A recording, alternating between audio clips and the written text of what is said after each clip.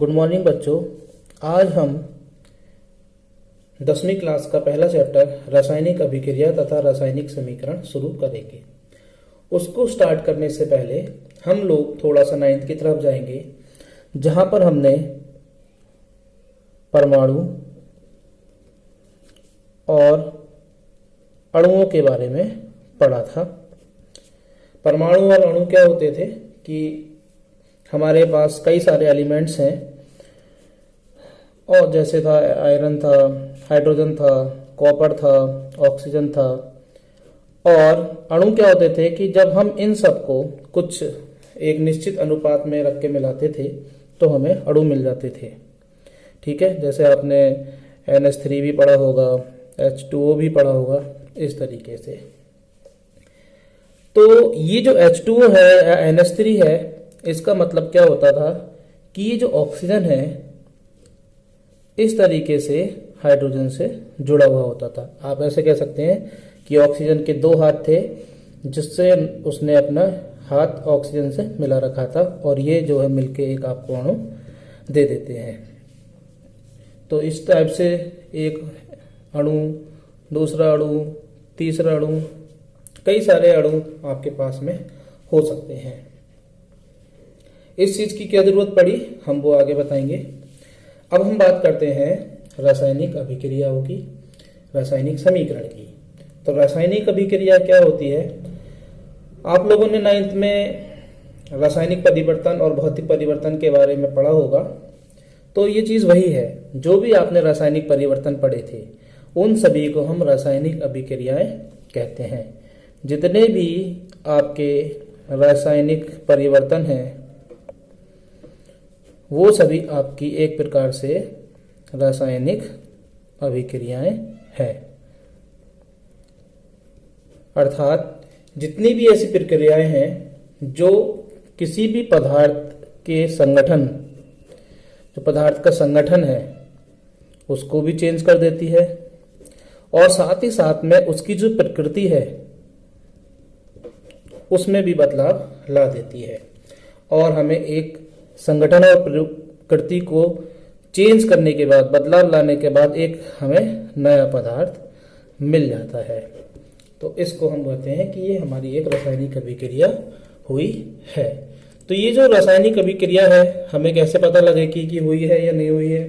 वैसे उदाहरण के तौर पे अगर हम देखें, रासायनिक परिवर्तन आपने पढ़ा होगा कि जो भोजन का पाचन है वो आपका रासायनिक परिवर्तन है। लोहे पर जंग लगना रासायनिक परिवर्तन है। दही बनना रासायनिक परिवर्तन है। तो एक मेन चीज है कि ये हमें कैसे पता लगेगा, और ये जो हम बात कर रहे हैं कि प्रकृति है, संगठन है, ये चीज बदल रही है, तो उसके लिए हम समझेंगे कि हम एक उदाहरण ले लेते हैं, जैसे ZnH2SO4। बहुत अच्छा उदाहरण है, बार बार आपके रिपीट होगा। तो अगर हम ये चीज जो हमने बताई थी अभी आपको, अणु और परमाणु वाली, उस चीज से समझिए कि जिंक है, अभी अकेला है बैठा हुआ। अगर हम H2SO4 की बात करें तो उसमें जो H2SO4 है, ये संगठन आपका इस तरीके से दिखाई देता है, और यहाँ पर जो ये जिंक था वो आपका अलग बैठा हुआ था। ऐसा समझ लीजिए कि ये एक परिवार था और ये एक छोटा सा अलग था। ये सबसे बुजुर्ग हैं और इनके दो बेटे हैं, इनमें आपस में लड़ाई हुई, तो ये दोनों जो है इसको छोड़ के चले जाएंगे। जब ये अकेले हो जाएंगे तो ये इसको अपना सहारा बना लेते हैं, और यहाँ पर आपका ZnSO4 प्लस H2 इस तरीके से बदल जाएगा। अब आप देखिए कि इसमें हुआ क्या। ये जो H था, हाइड्रोजन था SO4 के साथ में जुड़ा हुआ था, और ये दोनों हाइड्रोजन एटम ने इसको छोड़ दिया, और ये जो SO4 था ये आके आपका जिंक के साथ लग गया। तो इस तरीके से आप देखो कि यहाँ पर नया पदार्थ बन गया ZnSO4। यहाँ पर क्या था? H2SO4 था। संगठन मतलब देखिए यहाँ पर ZnSO4 H2 के साथ में जुड़ा हुआ था, और यहाँ पर ये जो है आपका SO4 के साथ में जुड़ा हुआ है इस तरीके से।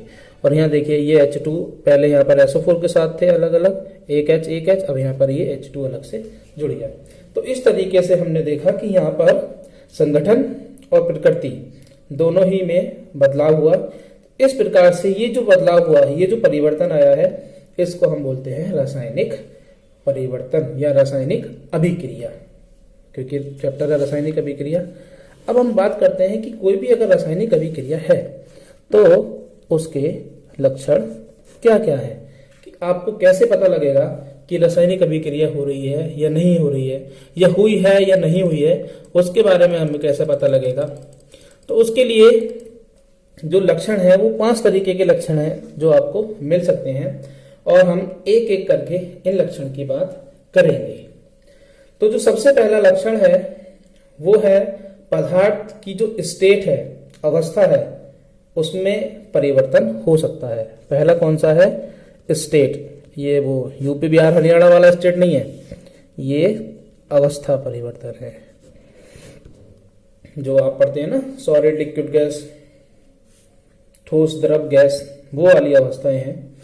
तो जैसे एक उदाहरण के लिए हम समझाएंगे कि हाइड्रोजन है, गैस के रूप में है, इसको लीजिए, प्लस ऑक्सीजन है, इसको गैस के रूप में लीजिए, और एक से एक ऐसे डिब्बे में आपने बंद करके रख दिया।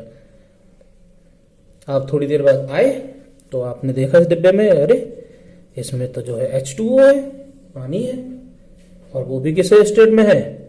लिक्विड स्टेट में है। तो आप तो घबरा गए कि भाई हमने तो गैस रखी थी, यहाँ पर पानी कैसे हो गया? तो ये क्या हुआ कि यहाँ पर जो हाइड्रोजन गैस थी, ऑक्सीजन गैस थी, इन दोनों में अभिक्रिया हुई और आपको H2O यानी कि लिक्विड मिल गया। स्टेट यहाँ पर देखिए, इसकी गैस अवस्था थी, ये भी गैस अवस्था में था, और यहाँ पर आपको द्रव अवस्था मिल गई। तो अगर किसी भी प्रकार के परिवर्तन में जब अवस्था परिवर्तन होता है तो हम कहते हैं कि वहां पर रासायनिक अभिक्रिया हुई है। दूसरा जो उदाहरण है, मतलब जो दूसरा उसका लक्षण है, कैरेक्टरिस्टिक है, वो है कलर यानी रंग बदलना। जिस प्रकार से आपके दोस्त रंग बदलते हैं पेपरों में, रंग बदलना। अगर कहीं पर आपको किसी परिवर्तन में रंग बदलता हुआ दिखाई देता है तो आप कह सकते हैं कि वहां पर रासायनिक परिवर्तन हुआ है। जैसे उदाहरण के लिए अगर हम Fe आयरन ले और कॉपर सल्फेट ले, CuSO4, और CuSO4 का हमने लिया है एक्वस सॉल्यूशन। एक्वस सॉल्यूशन का मतलब क्या है? जैसे कि आपने पानी में नमक मिलाया तो वो सॉल्ट सॉल्यूशन हो जाता है। ऐसे ही जब आप कॉपर के क्रिस्टल को जल में लेते हैं और उससे जब आप ये CuSO4 बना के रखेंगे, मतलब इस विलयन का, इस सॉल्यूशन का, तो आप कहेंगे कि ये जो है आपका एक्वस सॉल्यूशन है। तो जब इसमें अभिक्रिया होती है, इसका जो रंग होता है कॉपर सल्फेट का, वो होता है ब्लू कलर, और जब ये अभिक्रिया होती है तो यहाँ पर हमें FeSO4 प्लस कॉपर अलग इस तरीके से मिल जाता है। इसका जो कलर होता है वो थोड़ा सा ब्लू ग्रीन कलर सा होता है।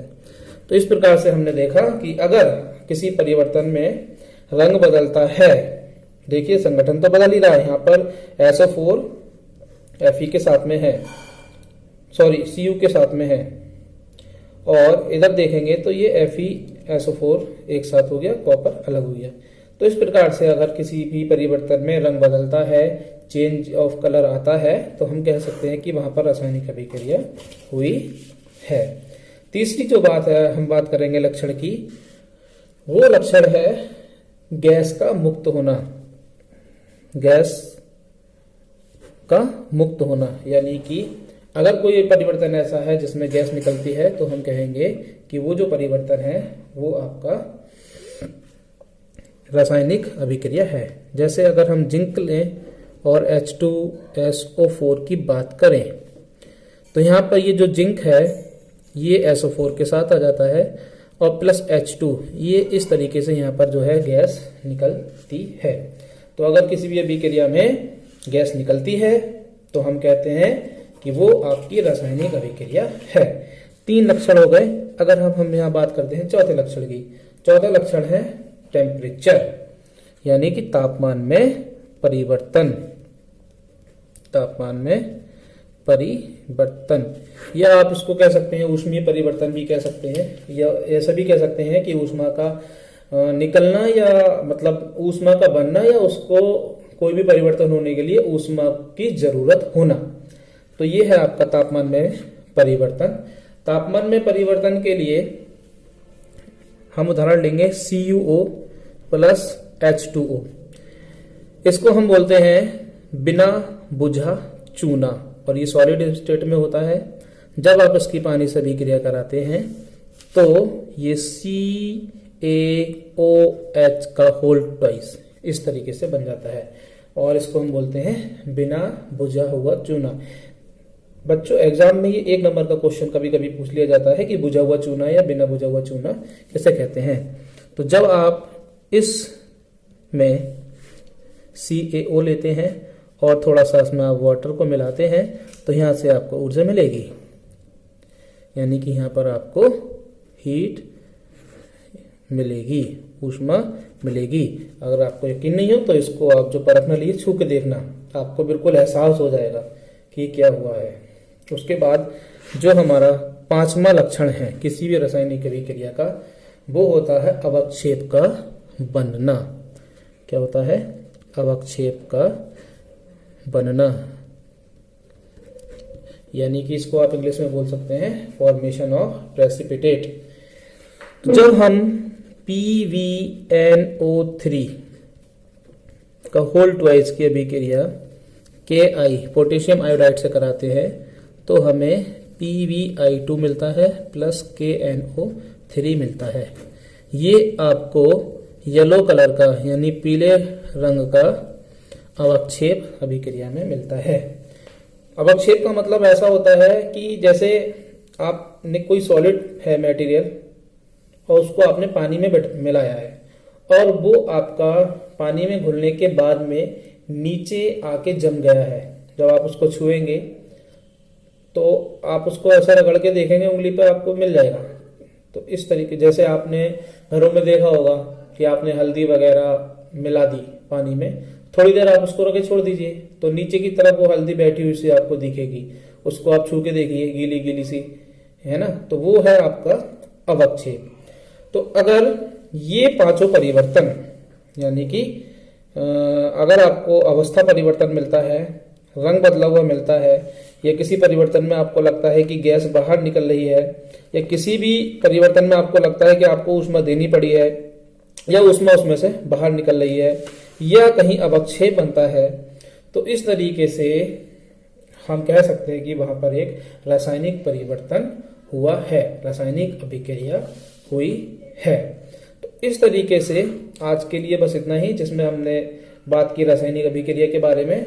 अगले टॉपिक में हम रासायनिक समीकरण के बारे में पढ़ेंगे, और आपका होमवर्क ये है कि इसको जब हम समझाएंगे तो उसके लिए आप 9th में जाइए और जो आपने तीसरा चैप्टर पढ़ा था परमाणु और अणु वाला, उस चैप्टर में आपने पढ़ा होगा कि जो अणु है और परमाणु है उनका स्ट्रक्चर किस तरीके से है, उनको हम कैसे बनाते हैं, सरल यौगिकों के सूत्र कैसे लिखे जाते हैं, 3.4 उसके बारे में आप पढ़ेंगे और उसके बाद हम आगे बात करेंगे। Thank you.